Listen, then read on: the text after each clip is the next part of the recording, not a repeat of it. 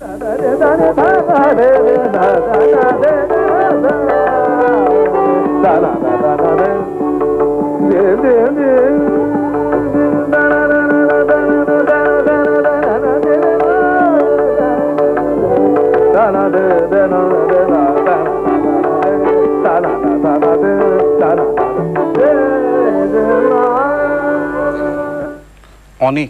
অনেক পুরস্কারে সমৃদ্ধ তিনি।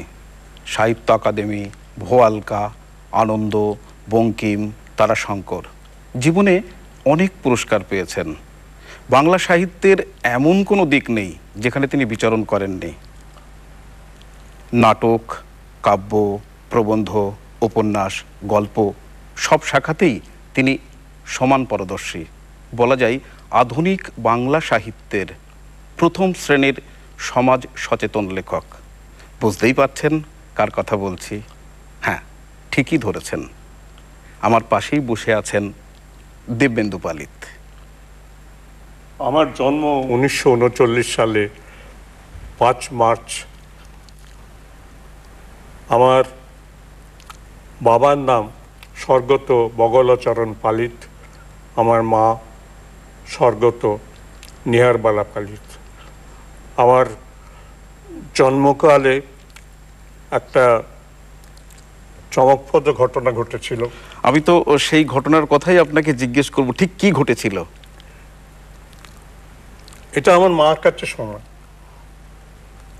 আমার জন্মের সময় নাকি, আমাদের তো মফস্বলে ভাগলপুরে জন্ম, প্রায় একটা চালাঘর মতো জায়গা, আতুর ঘর হয়েছিল। সেইখানে রাত্রিবেলা একটা গোখরো সাপ নাকি আমার জন্মের পর মাথার পাশ দিয়ে চলে যায়। এইটাই চমকপ্রদ ব্যাপার। সেটা কি জন্মের দিনই? জন্মের রাতে। তো এই যে একটা ভয়ঙ্কর ঘটনা, এর কি প্রভাব আপনার পরিবারে পড়েছিল তখন? না, সেরম পড়েনি। অনেকে এটাকে সুলক্ষণ বলেছিলেন। আচ্ছা দিব্যেন্দুদা, আপনি তো অনেক দিন আগে ভাগলপুর ছেড়েছেন, তো সেই ছোটবেলার কোনো স্মৃতি কিছু আছে আপনার মনে? অনেক স্মৃতি আছে। যেরকম? যেমন আমি খুব দুরন্ত ছিলাম। ফুটবল খেলতে গিয়ে হাত ভেঙেছিল, আম চুরি করতে গিয়ে পড়ে গিয়েছিলাম, একটা আস্ত আথেলা ইটাই আমার মাথায় এসে পড়ে। এবং ঘটনা এমনই যে সেটি এমন জায়গায় পড়ে যা আমার লাগেনি। তো যারা দেখেছিলেন তারা বলেছিলেন যে এতে মাথা চুরমার হয়ে যেতে পারত। এইরকম আর কোনো ঘটনা? ঘটনা অনেক ঘটেছিল, কিন্তু আমার ঠিকঠাক মনে নেই। আপনার স্কুলিং তো ভাগলপুরেই, মানে স্কুল? হ্যাঁ, আমি ভাগলপুরে দুর্গাচরণ স্কুলে পড়াশোনা করেছি। দুর্গাচরণ খুব বিখ্যাত স্কুল। হ্যাঁ, আমি তো শুনেছি আমাদের বাংলার বিখ্যাত চলচ্চিত্র পরিচালক তপন সিনহাও ওখানেই পড়তেন। তপনবাবু পড়তেন, আরও অনেকে পড়তেন। ভাগলপুরে অনেক বিখ্যাত বাঙালির জন্ম হয়েছে। এবং যেমন অশোক কুমার ভাগলপুরের, তিনিও একজন বিখ্যাত নট। বনফুল আছেন। বনফুল অবশ্য ভাগলপুরের ঠিক পরে ভাগলপুরে এসে বসবাস শুরু করেছিলেন। উনি একজন প্যাথোলজিস্ট ডাক্তার ছিলেন। এবং তো সাহিত্যের ক্ষেত্রেও তো তার ব্যাপক অবদান আছে। ব্যাপকই শুধু নন, আমার নিজের ধারণা বনফুলের যা অবদান, তিনি তার পুরস্কার পাননি। আপনি কি বনফুলের সান্নিধ্যে এসেছিলেন? আমি সান্নিধ্যে এসেছিলাম। আমার মনে আছে একটা খুব মজার ঘটনা ঘটেছিল। বলুন। আমার জীবনের প্রথম সাহিত্য পুরস্কার কিন্তু এসেছিল বনফুলের হাত দিয়ে। হ্যাঁ, সেটা কি রকম? সেটা বলি। ভাগলপুরে বঙ্গীয় সাহিত্য পরিষদ একটা বিখ্যাত প্রতিষ্ঠান, এবং সেখানে প্রতি বছরই একটা সর্বভারতীয় সাহিত্য পুরস্কার আয়োজন করা হতো। সর্বভারতীয় অর্থে বাংলার যে বিখ্যাত কাগজগুলো ছিল তখন, দৈনিক পত্রিকা, সেখানে প্রচার করা হতো পুরস্কারটি সম্পর্কে। গল্প, কবিতা, প্রবন্ধ, এইগুলো নিয়ে প্রতিযোগিতা। এবং সত্যি সত্যি ভাগলপুর শুধু নয়, সর্বভারতীয় ক্ষেত্রে বাঙালি যারা থাকতেন তাদের গোচরে এই পুরস্কারের বিবরণ আসত। আমি সেখানে পাবো এরকম আশা ছিল না। একটি গল্প, ছোট গল্প পাঠিয়েছিলাম। তখন আমার বয়স বেশি নয়, 13-14 বছর হবে। এবং আশ্চর্যের ব্যাপার, সেই গল্প প্রথম বিবেচিত হলো। এবং বনফুলের কথা বলতে বলি যে বিচারক মণ্ডলীর সভাপতি ছিলেন বনফুল। তা সেই সময় বনফুল আপনাকে পুরস্কার দেওয়ার সময় কিছু বলেননি? না, বলেছেন। আসলে আমি যে প্রতিযোগিতায় যোগদান করেছি এটা উনি জানতেন না, এবং আমিও এটা জানতাম না যে বনফুল বিচারক মণ্ডলীর সভাপতি। উনি আমাকে বললেন, তুই কবে থেকে লিখতে শুরু করলে? আমাদের সঙ্গে একটু পারিবারিক পরিচয় ছিল, মানে বাবার সঙ্গে হৃদ্যতা ছিল বনফুলের। তাই বললো, এই তো পুরস্কার প্রতিযোগিতা ঘোষণা হবার পরই আমি ঠিক করি যে একটা গল্প লিখলাম এবং গল্পটা পাঠিয়ে দিলাম। তো উনি আমায় বললেন যে তোর লেখাটা আমি পড়েছি, আমার ভালো লেগেছে, তোর লেখার হাত আছে, তুই যদি চর্চা করিস তুই পারবি। তাহলে বনফুল যে কথাটা আপনাকে সেদিনকে বলেছিলেন, আজ তো সেটা সত্যি হয়ে গেছে। আজ সত্যি হয়েছে, অনেকদিন আগেই হয়তো হয়েছে। ঘটনাই যে বনফুলের 100 বছর উপলক্ষে যে পুরস্কার দেওয়া হয়েছিল, বনফুল পুরস্কার, সেই পুরস্কারটি আমাকেই দেওয়া হয়। তখন তিনি আর ইহজগতে নেই। তবে সেই পুরস্কার নিতে গিয়ে আমি খুব আবেগ বিহ্বল হয়ে পড়েছিলাম, কারণ আমার মনে পড়ছিল তিনি যে সেটা বলেছিলেন সেইটাই যেন পরিপূর্ণ হলো এই পুরস্কার পাওয়ার দিন। আচ্ছা, এই যে আপনি লেখা শুরু করলেন, বললেন 14-15 বছর বয়স, তখন কি আপনি দুর্গাচরণ হাই স্কুলেই পড়তেন? হ্যাঁ। আপনাকে এই লেখার জন্য কেউ কি প্রেরণা দিয়েছিল তখন, যে তুমি লেখো বা আপনি লিখুন? না, সেরকম কিছু ছিল না। আসলে ভাগলপুরে সাহিত্যের একটা আবহাওয়া ছিল। হ্যাঁ, সেটা তো আমরা জানি, যে বঙ্গীয় সাহিত্য পরিষদ, ওখানে একটা বাঙালি টোলা আছে। বাঙালি টোলা, বাঙালিদের একটা বড় আড্ডাস্থল, এবং অনেক সাহিত্যিক, নিরুপমা দেবী, তারপর বিহার অঞ্চলটাই বোধহয় সাহিত্যের আবহাওয়ার জন্য বিখ্যাত। সতীনাথ ভাদুড়ী। হ্যাঁ, তখন তো আমরা জানি যে প্রবাসী বাঙালি যারা লেখালেখিতে যুক্ত, তাদের পীঠস্থান হচ্ছে ভাগলপুর, রাঁচি, পূর্ণিয়া, এই সমস্ত জায়গায়। ওদিকে শরদিন্দু, শৈলাজানন্দ, শরদিন্দু মুঙ্গেরে ছিলেন। হ্যাঁ, মানে বিহার এলাকায়, সেটাই বলছি। ওদিকে বনফুল, সতীনাথ ভাদুড়ী আছেন। আমরা কি এইভাবে বলতে পারি যে তাঁদের উত্তরসূরি আপনি?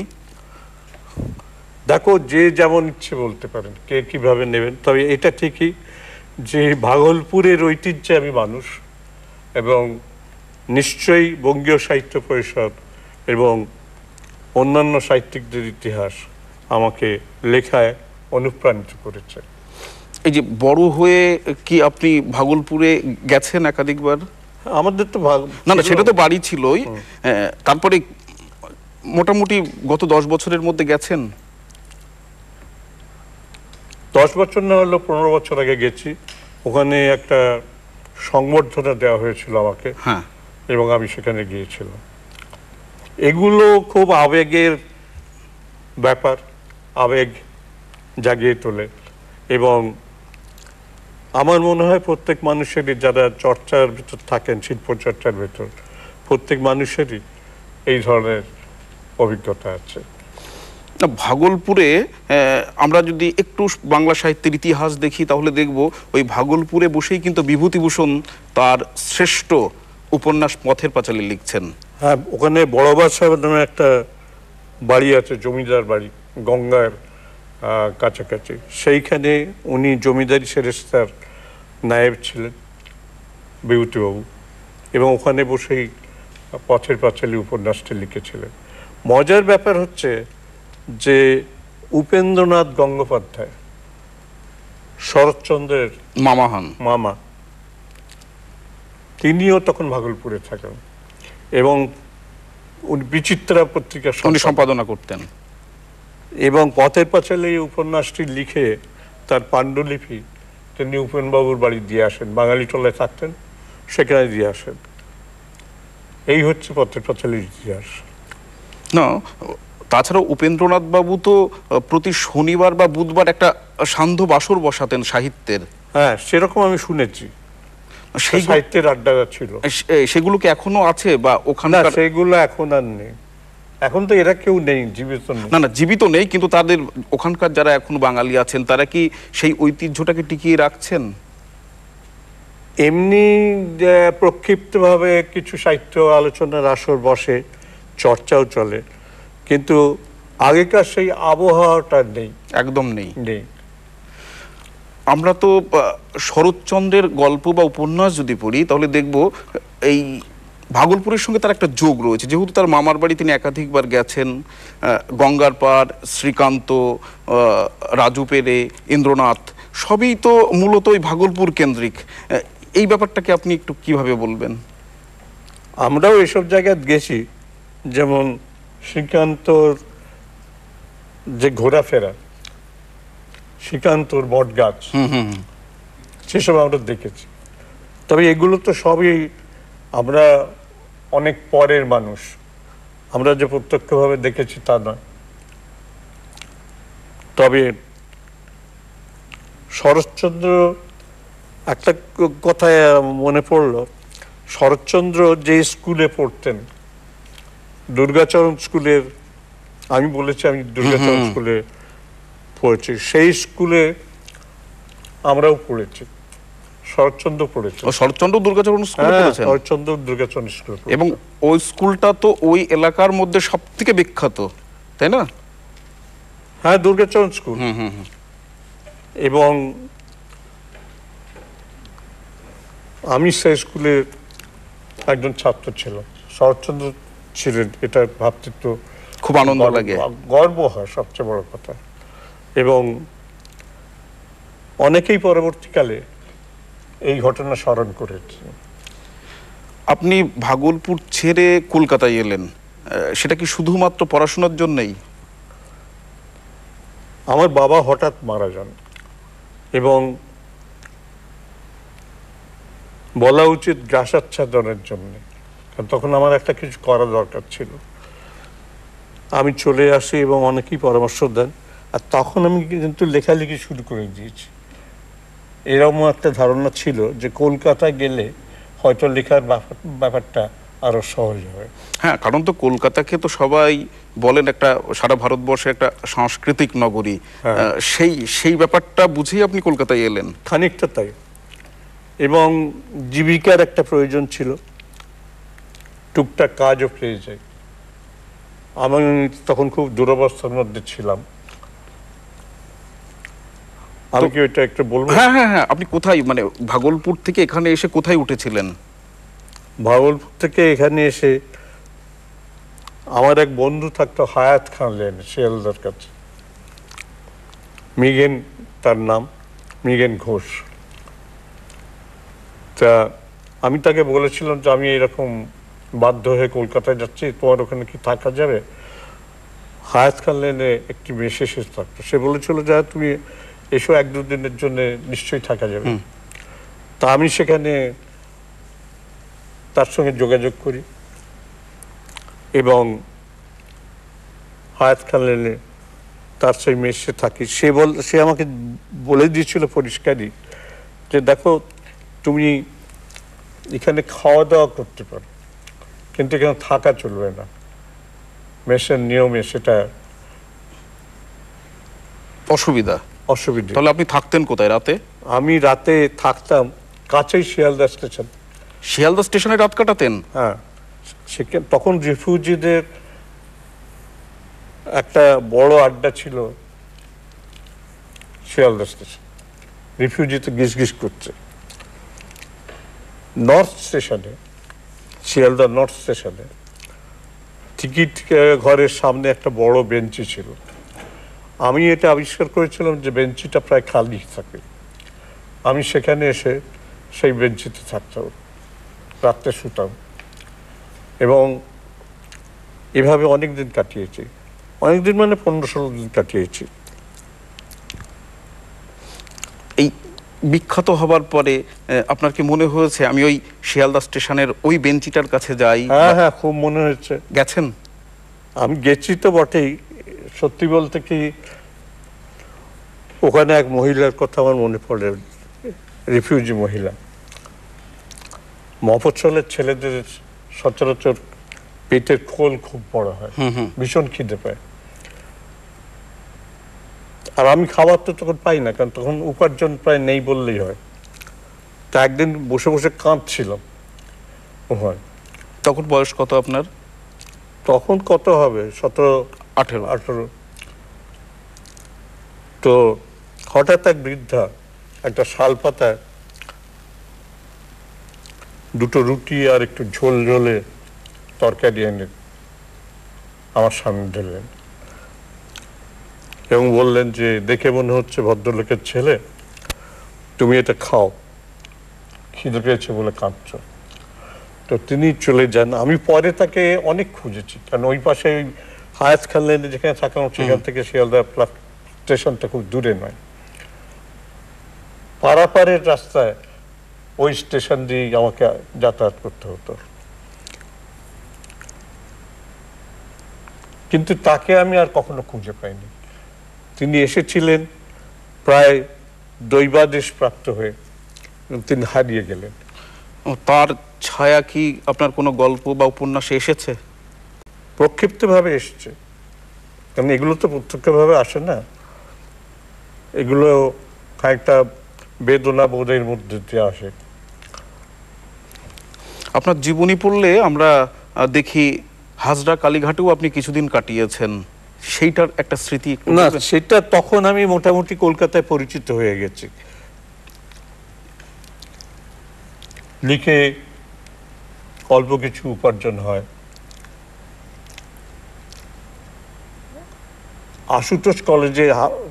আশুতোষ কলেজের পিছন দিকে, ঠিক বলতে গেলে বলতে হয় হাজরা পার্কের পিছন দিকে, ঠিকানাটা এখন মনে পড়ছে, 128-4 হাজরা রোড। সেখানে একটা ঘর ভাড়া করে আমি থাকতাম। আমার সঙ্গী ছিলেন ডক্টর ভুবেন্দ্র গুহ। তোমরা ওই বিখ্যাত ডাক্তারবাবু, হ্যাঁ, যিনি জীবনানন্দকে নিয়ে গবেষণাও করেছেন, জীবনানন্দ দাশকে দিয়ে করছে। তো তিনিও তখন ওই রকম নিরাশ্রয় হয়ে হাউস সার্জন হয়ে থাকার জায়গা খুঁজছেন। তো তিনি আমার বললেন, বেশ ভালো হয়, আসুন আমরা একসঙ্গে থাকি। তা আমি আর ভূমেন সেই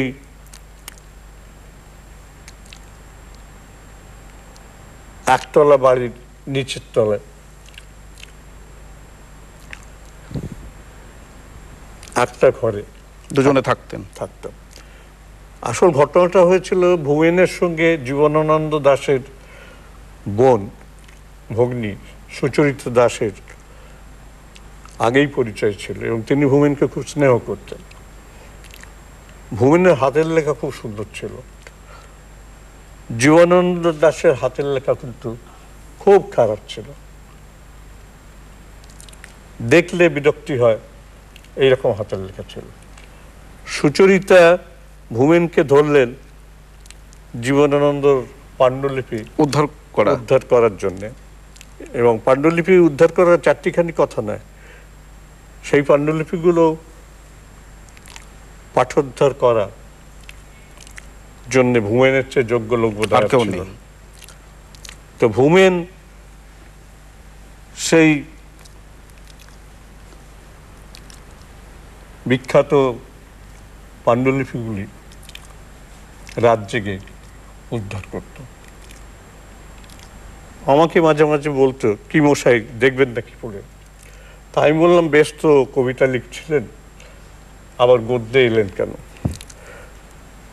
জীবনানন্দের বিখ্যাত উপন্যাস মাল্যবান, তার প্রথম উপন্যাস, ওইখানে বসেই দেখা হয়েছিল। ওইখানে বসেই দেখা হয়েছিল এবং হুমায়ুন আমাকে দেখতে বললেও আমি দেখিনি। যেহেতু জীবনানন্দের হাতের লেখা খারাপ ছিল এই জন্যই। হাতের লেখা খারাপ, আমার কোনো, ওর কবিতায় আমি এতটা মোহিত হয়েছিলাম যে উনি উপন্যাসটি কেমন লিখলেন সেই সম্পর্কে আমার খুব উৎসাহ জাগেনি। আপনি ভূমেন্দ্রের প্রসঙ্গে সুচরিতা দেবীর কথা বললেন, আমার জানতে ইচ্ছা করছে, মানে আমাদের বৌদি, মানে আপনার স্ত্রী কল্যাণী বৌদি, ওর সঙ্গে আলাপ কি তখনই হয়েছিল আপনার? না না, আরো পরে। আমি তুলনামূলক সাহিত্য পড়েছিলাম যাদবপুর বিশ্ববিদ্যালয়ে। যাদবপুর বিশ্ববিদ্যালয়ে,